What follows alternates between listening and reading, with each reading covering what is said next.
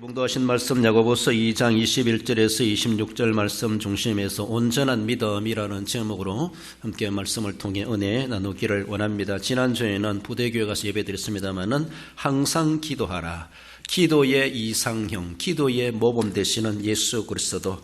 오늘 집을 나서기 전 우리가 기도했나요? 늘 우리는 항상 기도하라, 예수님의 말씀을 늘 되새기며 거기에 대한 거룩한 도전을 받으며 또 내가 기도하지 못한 죄, 그것을 우리는 회개할 줄도 알고, 그래서 기도를 원하시는 우리 하나님, 에스겔서에 말씀해 주시는 것처럼 하나님이 다 해주신다 할지라도 그래도 이스라엘 족속은 구하여야 할지니라 고 말씀하시는 것처럼 우리가 기도하는 모습을 보고 싶어 하시고 기도하는 목소리를 듣고 싶어 하시는 우리 주님, 우리가 기도 안 해도 다 해주시지만은 그래도 기도하기를 그렇게 권장하고 계시다라고 한다면은 우리 하나님 사랑하는 차원에서도 기도 왜 시간을 아끼겠습니까? 기도에 투자하시고 기도에 그만큼 해볼 때, 기도도 은혜의 3대 방편 중에 하나인데, 기도하면서 은혜 받는다는데 내가 기도하면서 어떤 은혜를 받았는가, 이런 것도 한번 경험해 보시고 설교만큼 이상이나 기도 가운데 하나님의 임재를 느낄 수 있는 그런 은혜의 방편 가지고 정말로 자기 혼자 기도하신다 할지라도 유명한 목사 설교 듣는 그 이상으로 하나님의 은혜가 임하실 수 있다는 것을 우리는 생각하십시다. 여러분들, 이 온전함이라고 하는 것은 상당히 우리를 부담스럽게 만듭니다. 텔레이오스란 말인데, 온전이라는 것은 하나님이 그토록 원하시는 상태, 그것입니다. 하나님이 원하시는 거예요. 마태복음 5장 48절에서도 아버지의 온전하신 같이 너희도 텔레이오스 하라, 이렇게 말해요. 아버지가 텔레이오스 한 것처럼 너희들도 온전하라. 우리에게 그런 부담을 주고 있습니다. 그렇습니다. 예수님께 영생의 문제를 가지고 찾아온 어떤 돈 많은 청년이 주님 앞에 왔을 때 이것저것 계명 다 지켰습니다. 그때 예수님이 너가 온전하고자 할진대, 이렇게 말씀. 그래서 텔레오스 하고자 할진대 너의 많은 재산을 팔아서 가난한 자들에게 나눠주어라. 그래서 자기는 물질 때문에 온전한 단계까지 나아가지 못하고 근심하며 돌아가니라. 우리 하나님이 원하시는 것은 온전입니다. 참 부담스러워요. 부자 청년도 부담스러워했잖아요. 그래서 감히 그것을 접근하지 못했어요. 우리 주님은 온전을 요청하시는데 영생을 추구하면서도 온전하진 못했다. 온전에 나아가지 않는, 그러면서도 영생을 추구하는 참 인간다운 그런 속셈, 그 부자 청년이 아닌가라고 볼 수가 있죠. 고린도전서 13장에 온전한 것이 올 때에 부분적으로 행하던 것이 다 폐하리라. 온전한 것이 온다는 거예요. 사랑장에 온전한 것이 올 때, 텔레이오스가 온다. 그때는 부분적으로 행하던 것이 다 폐한다는 것이죠. 하나님이 궁극적으로 원하시는 상태는 온전이란 말이에요. 헬라말로 텔레이오스. 이게 얼마나 우리가 부담스러운지, 우리는 얼마나 믿음으로 바라볼 때 그 믿음이 온전한 믿음인가, 하나님이 찾으시는 믿음의 정도 수준은 텔레오스 하는 믿음이다, 이렇게 말할 수가 있어요. 우리 주님이 그토록 그 믿음을 찾으시는 거예요. 믿는 자가 있는가 보다, 온전한 자가 어디 있는가 보자. 주님은 지금도 찾고 계신다라고 생각했을 때, 나 자신이 온전한 믿음의 소유자가 되었을 때, 그래도 너는 비교적으로 다른 사람들에 비하여서 참 그래도 온전하구나, 이렇게도 인정받을 수 있어야 되지 않겠는가. 어느 누구도 하나님의 온전에 퍼펙트하게 맞는 사람 아무도 없겠지만은, 그럼 우리는 늘 항상 온전한 믿음이 되도록 몸부림쳐 가야 됩니다. 그래서 믿음의 성장이다, 이렇게 말하는데, 믿음은 살아있습니다. 생명체입니다. 교회는 어쩌면은 조직체이죠. 그럼 우리 믿음은 생명체예요. 그래서 생명 있는 것은 천천히 자라더라도, 작게 자라더라도, 적게 자라더라도 자라게 되어져 있습니다. 살아있으면 믿으면. 그래서 우리 믿음은 계속 성장해서 결국은 그리스도의 분량에 온전한 믿음, 텔레오스 같은 믿음 되도록 내가 그렇게 해야지, 이런 중요한 마음을 가지고, 목표의식을 가지고 믿음을 늘 갖고 가십시다. 온전한 믿음이 되기 위해서 어떻게 해야 될 것인가. 본문의 말씀을 통해서 볼 때 말씀을 절대 신뢰해야 될 것을 말씀하십니다. 21절에 우리 조상 아브라함이 그 아들 이삭을 제단에 바칠 때에 행함으로 의롭다 하심을 받은 것이 아니냐. 하나님께서는 아브라함에게 백세해 주신 그 아들을 난데없이 모리아 산에 가서 나에게 불태워서 드리라. 청청병력과도 같은 명령을 내리십니다. 창세기 22장 2절이죠. 여호와께서 이르시되 내 아들 내 사랑하는 독자 이삭을 데리고 모리아 땅으로 가서 내가 내게 일러준 한 산 거기서 그를 번제로 드리라. 이 계시는 사라가 이삭의 어머니 아브라함의 아내 사라는 모른다고 볼 수가 있어요. 아브라함 혼자만 받았어요. 아무런 정인도 없다고 볼 수가 있어요. 청청병력과도 같은 하나님의 뚜렷한 계시를 받은 아브라함. 그래서 무슨 소리 있었나? 그냥 듣고 지나가 버릴 수도 있을 만큼 누가 같이 들은 사람이 있으면 정인이라도 있고 안 할 수도 없겠지만, 그러나 아브라함 혼자만 들었다고 볼 수가 있어요. 사라도 모르고 이삭도 모르고 같이 동행했던 종도 모르고 왜 그리 가는지도 모르고 아브라함은 오직 홀로 계시를 받고 홀로 쏘가리하면서 홀로 가슴에 그것을 담고 실행하고자 모리아 땅까지 3일 길을 가는 그런 모습을 볼 수가 있죠. 그렇습니다. 아브라함의 상식으로 이해되지 않는 명령이에요. 아브라함의 입장으로 봐도 처지로 봐도 있을 수 없는 일이에요. 인간 상식적으로 봐도 원리로 봐도 인간 윤리로 봐도 사람을 불태워서 제물로 드린다는 것 있을 수가 없는 거예요. 이것이 이제 오전에도 말씀드렸지만은 자기 상식, 자기 지식, 자기 윤리, 자기들의 생각을 가지고 하나님 이래도 되는 겁니까? 이럴 수 있습니까? 하나님의 절대 주권에 우리는 우리의 상식을 근거로 해가지고 따지는 거예요. 하나님이 어찌 그럴 수가 있습니까? 우리 하나님 앞에 우리가 따질 수 있나요? 아브라함은 그러지 않았는 것 같아요. 그러니까 아브라함은 믿음의 조상이 이렇게 말할 수 있어요. 누구든지 따질 수 있어요. 불만 있어요. 평생 살아오도 이런 명령은 처음 받았다.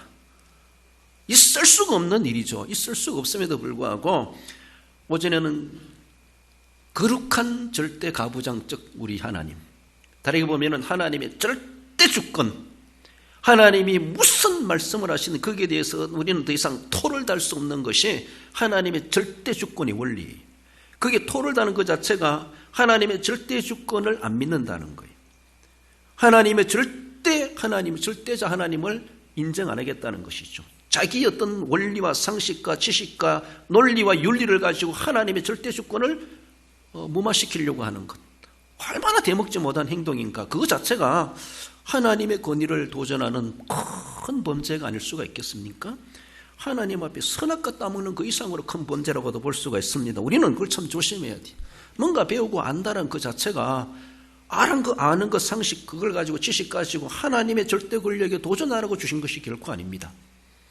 도리어 하나님을 더 잘 섬길 수 있는 그런 발판이 돼야 되는데, 자기가 알고 있는 그것들, 차라리 세상 말로 좀 어리숙하고 못 배우고 생각도 짧고 모르는 사람은 이렇게 무턱대고 행동하는 것처럼 차라리 그런 것이 더 낫지 않겠는가, 이런 생각이 들어요. 뭔가 안다고 하는데 안다고 하는 티를 내는 그런 모습이 무모한 일이라는 거. 아브라함은 왜 몰랐겠어요? 아브라함은 하나님 앞에는 완전히 엎드립니다. 완전히 자기를 바보 취급해버려요, 하나님 앞에는. 그러니까 하나님이 주신 말씀 아내하고도 상의 안 해요. 아들하고도 상의 안 해요. 종하고도 상의 안 해요. 그저 나 혼자 들은 거 무슨 소리 있었나 이렇게 하면서 무시해도 되겠지만은, 그러나 그는 분명하게 들었을 거예요. 그러니까 순종하지 않을 수가 없는 그 명령에 대해서 맞다 안 맞다, 옳다 안 좋다, 이거 뭐 따질 것 없이 일단 하나님의 말씀에 절대 신뢰하는 신앙, 이것이 아브라함의 신앙이었습니다. 여러분, 구약시대 성도들은 하나님의 음성을 듣고 하나님을 알아요. 신약에 와서는 어때요? 우리는 기록된 성경을 통해서 하나님을 알아요. 그래요. 구약시대는 하나님의 음성을 들어요. 보고 믿는 게 아니에요. 듣고 믿는 거예요. 듣고. 에노스 시대에 와서 하나님 이름을 불렀더라, 그렇게 말합니다. 에녹은 하나님이 계신 줄 알고 하나님과 동행하였더라 말씀합니다. 노아는 홍수 심판의 계시를 받고 하나님 나타나가지고 상의해가지고 한 것도 아니에요. 하나님의 음성을 들었어요. 보고 믿는 게 아니었어요. 엄청난 큰 일을 하나님이 하시면서 노아에게 음성으로 들려주셨어요. 듣고 믿는 거예요. 듣고.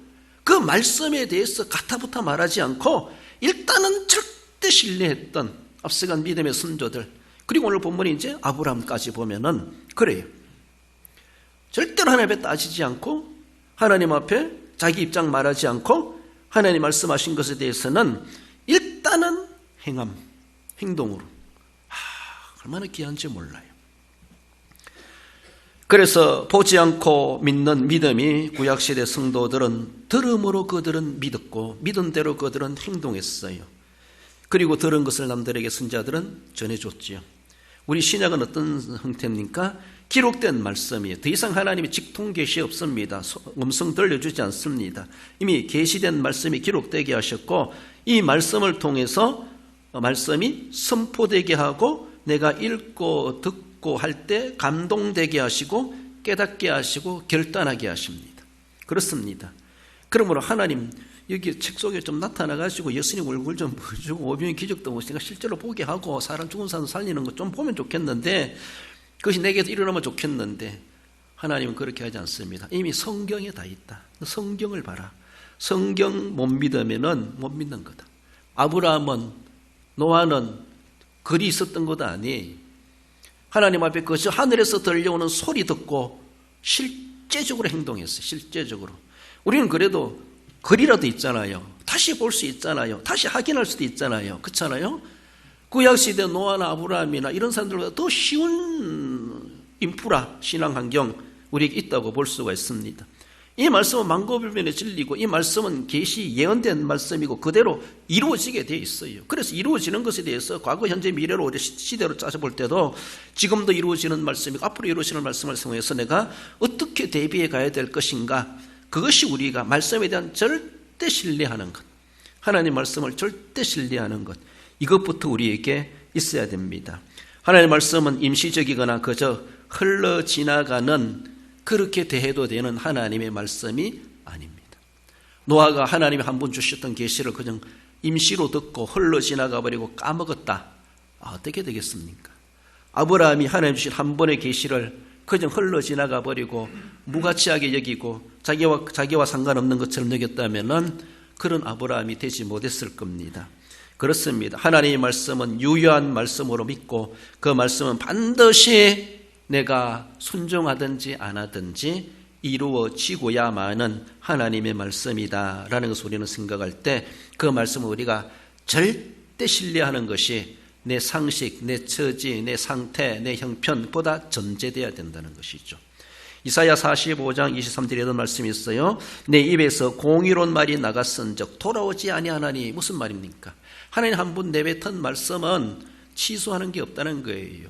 민수기 19장에 말하는 것처럼 시근치 아니하고 후회가 없으신 우리 하나님 말씀이 나갔은즉 일단은 성취되고야 만다는 것이죠. 우리가 어떻게 받아들인지 말든지 하나님 분명히 있으라 천지가 창조됐어요. 하나님의 말씀은 그러게 분명히 이루어지게 되어 있는 말씀, 도저히 이해 안 되더라도 우리의 무슨 지식으로 하나님을 이해하려고 하고 내 형편 환경 처지를 전제할 수가 있겠습니까?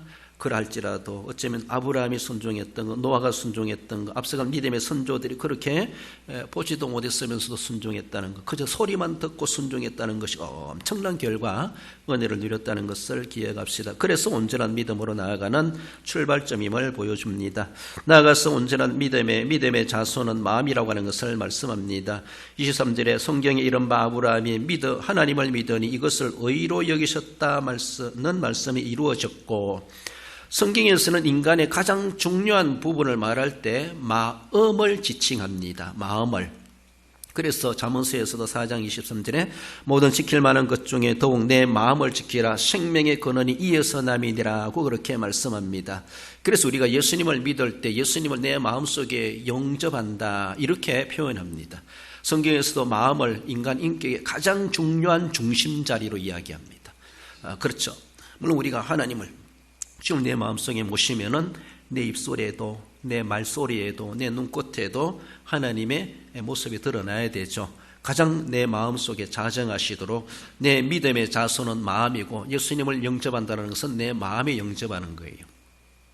선교사님들이 옛날에 원주민들 가서 예수님을 마음속에 영접해야 됩니다. 마음으로 믿어야 됩니다.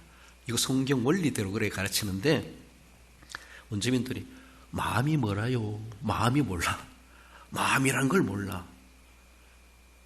설명할 길이 없어, 선교사님들. 그래서 가만히 보니까 이 원주민들은 목구멍을 그렇게 귀중하게 얘기해. 그래서 예수님을 자기 목구멍에 영접하세요 이렇게 했대요. 자기들이 가장 소중하게 여기는 것이 목구멍이래, 목이래, 목.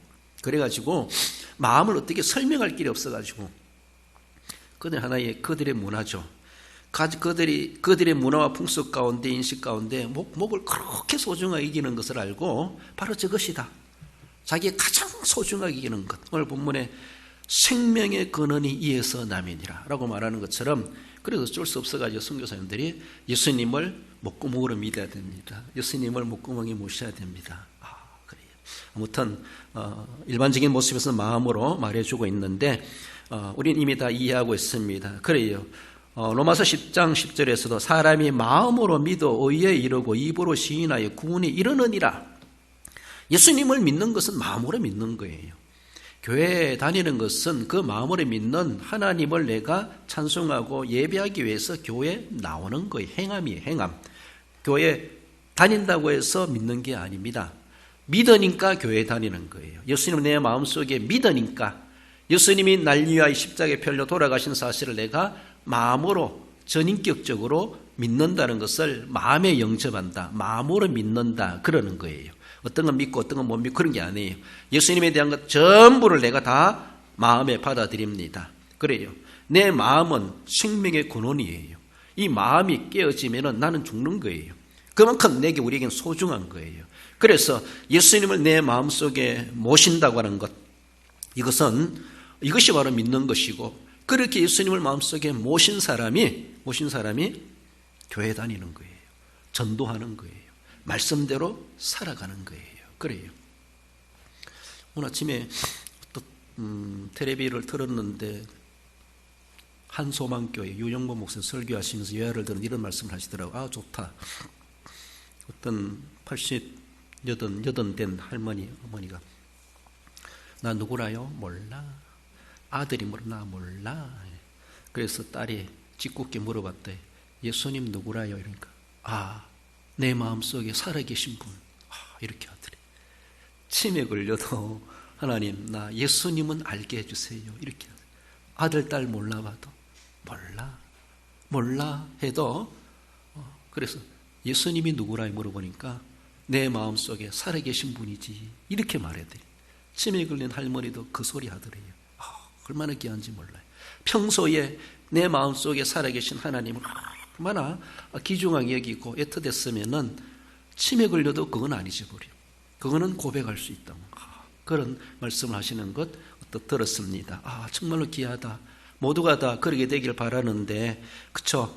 나도 말년에 정신이 흐렸을 때 정말 아들 딸 몰라봐도 오늘 날짜가 무슨 날짜인지도 모르고 요일도 모르지만은 예수님 하면은 정신이 바짝 들고 하나님이 나를 위해서 예비한 천국, 나는 주님이 오라 하면 간다, 이런 마음 가지고 그런 고백할 수 있다라면은 그런 상태에서도 영적인 정서, 영적인 감각은 정말로 침해당하지 아니하고 침해 걸리지 않고 그렇게 지켜갈 수 있다라면은 우리는 예수님을 마음으로 믿는 거예요. 그 마음으로 믿는 예수님에 대한 지긋한 마음이 있으니까 내 물질도 내 몸도 내 시간도 아끼지 않습니다. 내 마음속에 살아계신 주님이 날 위하여 그렇게 희생하신 것을 생각하면은 무엇을 우리가 세상에서 아끼겠습니까? 다 두고 갈 건데, 그렇잖아요? 그래 살아있을 때 주님을 위해서, 내 마음속에 살아계신 주님을 위해서 모든 것을 내가 드려줄 수 있다라면은, 그래서 믿음의 자손은 마음이라는 거예요. 내 마음속에 주님이 살아계시는가라는 것이죠. 그렇습니다. 그런 모습들. 믿음의 조상 아브라함은 하나님의 말씀을 마음으로 절대 신뢰했고 뿐만 아니라 그는 몸으로도 순종했습니다. 창세기 15장 6절에 아브라함이 여호와를 믿으니 여호와께서 이를 그의 의로 여기시고, 믿었다는 것은 마음으로 믿었어요.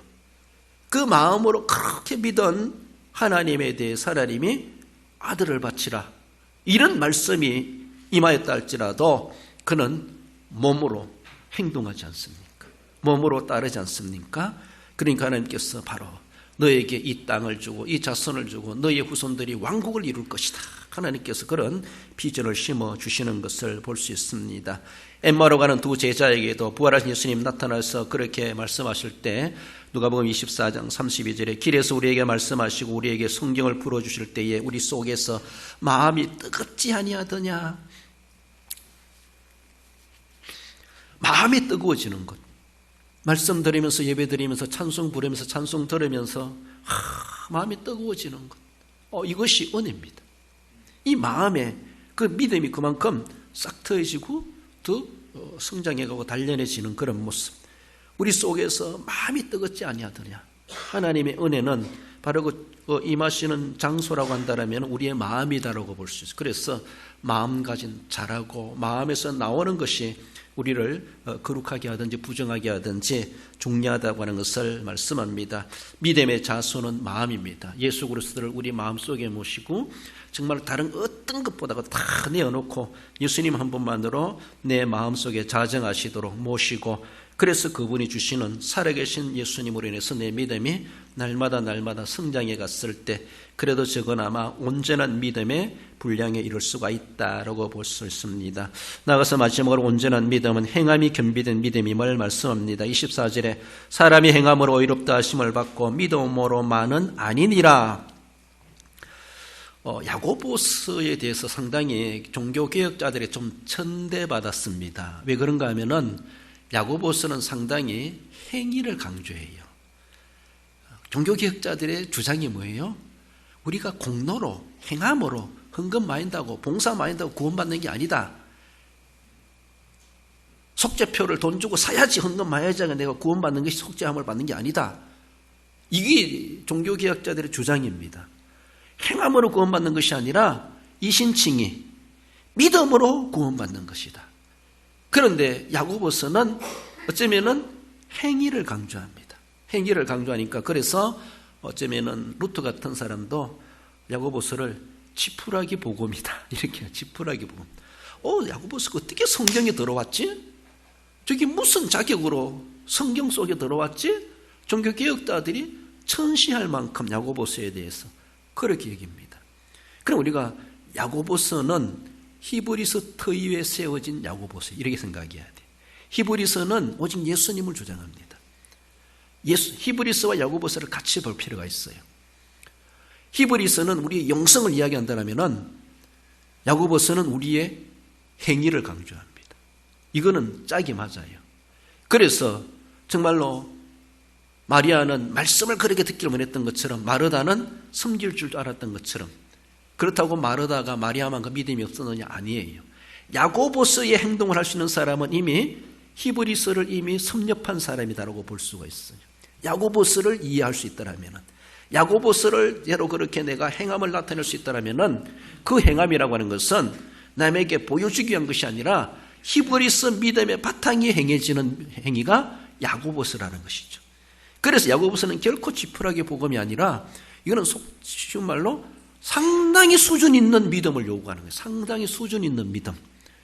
여러분들 우리 예수 믿는 사람들 한국 기독교가 왜 사람들이 지탄받습니까? 말씀은 좋은데 복음은 좋은데 말씀만큼이나 행동이 안 돼. 삶의 덕이 안 되니까 세상 사람들이 교회를 도리어 걱정해버려. 걱정하는 그런 시대가 됐다. 이렇게 말을 하기도 하죠. 그리고 우리 구속의 은혜도 참 필요하지만은 구속의 감격이 있는 만큼이나 삶이 변화되고 사람들에게 덕을 세우고 향기를 바라고 인정받고 사랑받고 존경받기까지 할 수 있어야 되는데 그러지 못하고 믿는 사람들이 더 계산적이다. 믿는 사람들이 더하다. 이런 후하지 못하다는 그런 소리를 듣는 것은 아닌가. 그렇다고 계속해서 우리가 억울함을 당하라는 것이 아니라 우리가 진짜 행함 있는 삶이 있는가. 야고보서는 그것을 우리에게 강조해 줍니다. 그렇다고 믿음을 약화시키는 것이 아니라는 겁니다. 사람이 행함으로 의롭다 하심을 받고 믿음으로만은 아니니라. 믿음으로 의롭게 되는데 야고보서에서는 믿음 플러스 행함 이것이 하나가 되어야 된다. 하나가 되어야 된다. 그런데 이론적인 말씀을 절대 신뢰하고 마음 중심에 거짓 없는 믿음을 가졌다고 하지만은 행함으로 나타내는 데는 엄청난 장애가 있습니다. 여러분도 그렇죠. 우리가 알면서도 그 장애를 극복하지 못하니까 아는 것으로 그냥 끝나버려요. 말씀을 절대 신뢰합니다. 그 마음속에 믿음이 있습니다. 그런데 이 행동하는 이 단계에 와서는 그 행함에 대해서 엄청난 장애가 있어요. 그 장애 때문에 우리가 실제적으로 내가 이론적으로 믿는 만큼, 마음속으로 믿는 만큼, 감격되는 만큼 행함이 못 나타나는 거예요. 거기 다 발목 잡혀가지고, 거기 다 브레이크 잡히고, 거기 다 주저앉아버리고, 결국은 열매가 없는 것. 결국은 행함으로 이루어지는 하나님이 원하시는 남기는 것이 없어. 뭔 하긴 했다고 하는데 그 엄청난 장애가 있습니다.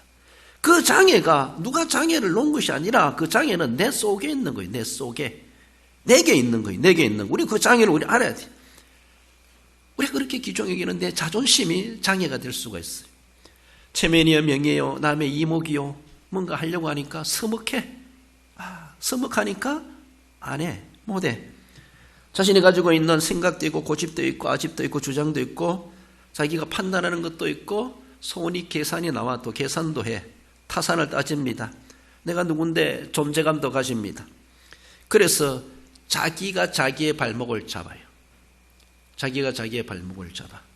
그래가지고 그 발목의 착고를 풀어놔야 되는데 풀어놓자니 자존심 상하고 풀어놓자니 남들이 보는 것 같고 풀어놓자니 뭔가 창피한 것 같고 풀어놓자니 이 자기 명예가 말이 아니고 남에게 웃음거리가 되는 것 같고 온갖 여러 가지 것들이 내가 놓은 덫에 내가 발목 잡혀가지고 결국은 알면서도 믿으면서도 행함까지 가지 못하는 것. 오늘 기분이 안 좋아서는 안 할 거야. 그래요. 기분 때문에 진리의 말씀도 그래. 오늘 기분이 안 좋아서 난 전도 못 가. 전도도 못 해. 오늘 기분이 안 좋아서 찬양 못 하겠어. 못 해. 오늘 기분이 안 좋아서 교회 안 가고 싶어. 안 가. 얼마나 그런지 몰라. 자기 기분이라고 그죠. 누가 그랬다 할지라도 마귀가 와서 막 욕을 막 엄청나게 고난 주는 그렇게 했다 할지라도 그걸 극복해낼 수 있어야 되는데 자기 기분에 자기가 빠져가지고 자기 감정에 빠져가지고 결과적인 모습에서는 아는 거나 못한 거나 몰라서 모르는 거나 알아서 못하는 거 똑같아요. 열매가 없어요. 얼마나 안타까운지 몰라. 그렇습니다. 자신의 믿음보다 자기가 가지고 있는 잡고 있는 것이 힘이 더 세다 보니까 믿음으로 착고를 풀어내지 못해. 믿음이 약하니까. 그래서 사람이 내 믿음이 내 자존심보다 크게 해주시옵소서. 내 지식보다 크게 해주시옵소서. 내가 가지고 있는 상식보다 내 믿음의 힘이 더 크게 해주시옵소서. 우리가 그 믿음으로 구원받는데 우리 믿음이 그 정도밖에 안 됩니까? 그것도 못 이겨내는 믿음입니까? 그걸 어떻게 구원받으려고? 우리 믿음은 천국까지 올라가는 믿음이라고 볼 수 있는데 어떤 장애도 예수님이 십자가로 다 소멸해 주셨는데 우리는 그것까지 계속 남겨두가지고 그거 잡혀가지고 그 믿음마저도 이겨내지 못하고 살아남지 못하고 믿음이 거기서 제초제 뿌리는 것처럼 다 말라버리고 제 역할 못하고 시들어버리는 그런 모습은 있지 아니한가. 이런 것들의 힘이 자신의 믿음보다 강하게 자리 잡고 있다 보니까 결국은 많이 알고서도 연수는 늘어났음에도 불구하고 행함 없이 그저 하루하루 날짜만 늘려놓았던 우리의 모습들, 회개도 없고 변화도 없고 발전이 없는 결과적인 모습이 아니겠는가라는 겁니다. 오늘 본문에 소개하고 있는 노아가 방주를 만들었다는 거, 왜 방해 요소가 없었겠습니까? 아브라함이 독자를 바치라고 하는 것을 자기의 마음속에 그 덫을 어떻게 극복해냈겠는가? 우리가 또 어떻게 알 수 있겠습니까마는 라합이 정탐꾼들을 숨겨둬서 그들을 무사히 돌아가게 했어요. 자기의 목숨을 걸은 거예요. 그 말씀을 위해서. 행동이라고 하는 것은 때로는 죽음까지도 각오할 수 있어야 돼. 죽고 살기로 해야 되는 거예요. 그러니까 이 사람들은 앞서간 믿음의 선조들은 한 번 들은 음성 가지고 목숨을 걸었어요. 목숨까지도. 잘못하면 우리 가정은 몰살당한다. 라합의 가정 우리가 볼 때 그렇지 않습니까? 그러나 결국은 하나님께서는 그 가정을 살려내지 않습니까? 여러분들 지금 안 하면은 나중에도 못 합니다. 진리 문제는 아니니까 저도 그렇게 굳이 따지진 않는데 찬송 부를 때 좀 몸 좀 움직이세요 해도 잘 때라 안 움직여. 돈 들어가는 것도 아닌데. 교회 청소할 때는 분리수거 좀 하세요. 지금도 안 가봐요. 비닐하고 휴지하고 막 내가 어제 정리하려고 하다 못했는데 이따가 할 거라 하지만 그거는 쓰레기장이 아니라 소각장이라 해요. 그런 것들은 태울 것 태우고 낙엽이나 화장실 종이는 그거 태워도 상관없어요. 태우세요. 그러나 비닐, 커피 봉다리 이런 거 다 내놔야 돼요. 그거 태우면 안 됩니다. 거기 보면 안 돼요. 이건 진리 문제 아니라서 굳이 따질 것도 없는데 이런 사소한 것도 제가 볼 때는 제가 카페나 사진도 여러분 이런 분들 때문에 참 행복했다 이렇게 보는데 그분들이 내 말을 잘 이해 못해 보니까 그래서 그 청소당번에 그분이 있었다는데 왜 이렇게 했을까? 그분이 나를 이해 못하면 누가 이해해 주냐? 이런 생각도 들어요. 그리고 어쩔 수 없어요. 그러니까 제가 제 할 거리를 남겨두니까 고맙기도 한데 그것만이 아니라 실제적인 모습에서 여러분들 진리 문제도 아니랄지라도 우리가 문제는 진리 때문에 싸우는 게 아니에요. 상황적인 문제, 부수적이고 이런 것들 때문에 마음이 아픈 거예요. 그것 때문에 기분이 안 좋은 거예요. 그래요. 그것을 지금 안 하면은 내일도 못 합니다. 형편돼도 못 해요. 지금 바빠서 못 하겠습니다. 바쁠 때 못 하면은 징할 때도 못 합니다. 아플 때 못 하면은 건강해도 못 합니다. 보장 안 돼요. 오늘 못 하면은 내일도 못 해요. 여러분들, 노아가 아브라함이 라합이 내일로 밀었습니까? 엄청난 소리를 듣고도 밀었으면은 끝났어요, 자기들도. 남들이 볼 때 뭐라 하든지 간에 즉시 가서 바로 시행해요. 많은 내 속에도 덫이 있지만은 시간 지나갈수록 주변의 득들이 마귀에 그냥 두지 않아. 그러면 더 공격자들을 보내고 모달 형편이 되도록 합리적이니 공평하니 법이니 그게 맞니 상식이니 윤리니 온갖 따져가지고 그럴듯한 거 가지고 우리를 계속해서 부르게 잡게 만들고 못하게 만들고 의기소침하게 만들고 안 하게 만들어. 그 하나의 자기 아집 때문에 그걸 극복해내지 못해. 얼마나 안타까운지. 제가 안타까운 아무 상관없는데 우리 주님이 안 안타까워하기를 바라지만은 뭔가 좀 생동감 있게 하는 거라든가 믿음으로 하는 모든 것에 대해서 좀 살아있는 믿음, 행함이 겸비된 믿음 이런 것들을 우리 뭐 그렇게 주저할 거 뭐 있냐, 그렇죠? 사람 앞에 가서 하락하면은 부끄러워서도 못하고 창피해서도 못하고 내 고집 때문에도 못할 수 있지만은 하나님의 교회를 섬기고 하나님께 예배하는 데 대해서는 우리가 뭐 그렇게 아낄 거 뭐 있습니까? 주님은 온몸을 다 주셨는데 그렇지 않습니까? 말은 잘해요. 그러나 행동이 없어. 마태복음 21장에 보면은 아버지가 두 아들이 있는데 큰아들한테 얘 포도원에 가서 일 좀 해라. 얘 가겠소이다 이렇게 말했어. 둘째 아들에게 너도 포도원에 일 좀 해라. 싫어요. 안 갈 거예요. 아버지의 마음은 맏아들에게 관심이 있습니다. 그래서 나주 가서 보니까 큰아들은 가겠습니다 해놓고 안 갔고 둘째 아들은 싫어요 막 튕겼다가 나중에 가서 보니까 도리 둘째 아들이 일을 했다는 거예요. 읽어봅시다. 마태복음 21장 31절 그 둘 중에 누가 아버지의 뜻대로 하였느냐 이르되 둘째 아들이니이다. 예수께서 그들에게 이르시되 내가 진실로 너희에게 이르노니 세리들과 창녀들이 너희보다 먼저 하나님의 나라에 들어가리라. 어쩌면은 예수님께서 바리새인들 이 사람들을 빗대어서 하시는 말씀일 수 있겠죠. 전통적인 유대인들이 맏아들이라고 볼 수가 있습니다. 그리고 둘째 아들은 본문에 나오는 세리나 창녀나 이런 사람들, 그들이 인간 취급 안 하는, 유대인들이 인간 취급 안 하는 그런 사람들, 둘째 아들, 지금 볼 때는 방탕하는 것 같고 말도 안 되는 것 같지만은 결론적인 모습에서는 도리어 먼저 된 자들이 행함이 없다는 것이죠. 그러나 나중에 세리와 창녀들은 회개하고 주님 앞에 돌아와 가지고 그래서라도 주님을 섬기게 되었다. 그래서 너희보다 먼저 하나님 나라에 들어가리라 이렇게 나오기도 하는데 영어 성경 이런 데 해석은 너희들은 못 들어가도 그들은 들어가리라 이렇게 번역해도 된다 그렇게 말하기도 합니다. 그렇습니다. 행함으로 천국 가는 건 아니지만은 진짜 믿음이 있다라면은 행함이 겸비돼야 돼. 말만 앞세우는 거 아니에요. 겉으로만 드러내는 게 아니에요. 겉으로 볼 때는 잘 믿는 것 같고 율법주의자 같이 보이지만은 실제적으로 보면은 말은 예 해놓고 도리어 세리와 창녀맛도 못한 그런 결과를 낳고야 말았다라는 겁니다. 오늘 본문 26절 영혼 없는 몸이 죽은 것 같이 행함이 없는 믿음은 죽은 것이니라. 결국은 이런 믿음의 수준을 가지고 내 영혼이 내 믿음이 진짜 행함으로 증명되고 있는가를 우리는 생각해 볼 때 하나님이 내가 실제적으로 누가 뭐란다 할지라도 목사님이 하락해서 하는 것이 아니고 당회가 결정해서 하는 것이 아니라 하나님의 뜻이 무엇이겠는가, 하나님이 원하시는 모양이 내 모습이 어떠하겠는가, 주님이 어떻게 요구하시겠는가 우리는 생각해 보며 나로 하여금 무엇이 어떻게 행함으로 변화되기를 원하시는가 주님을 고민하시기 바랍니다. 그러다 보면은 하나님이 감동 주시고 깨닫게 해주시지 않겠는가라는 것을 늘 기억하며 이전보다 더 온전한 믿음의 사람으로 우리가 더욱더 성장해 갈 수 있어야 할 것입니다. 거기는 분명하게 행함으로 증명되게 되어져 있음을 보여줍니다.